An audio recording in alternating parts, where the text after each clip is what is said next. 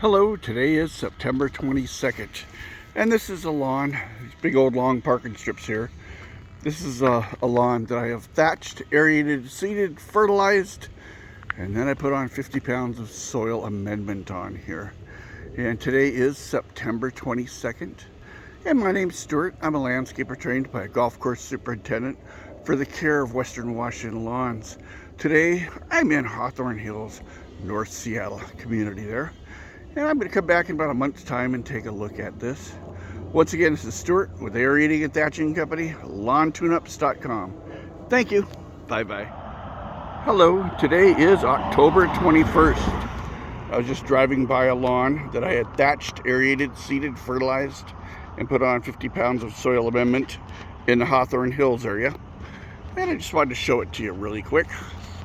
It's got a couple little bare spots here and there, but overall it's looking much better. Once again, this is Stewart with Aerating-Thatching Company. Hey, thank you. Bye-bye.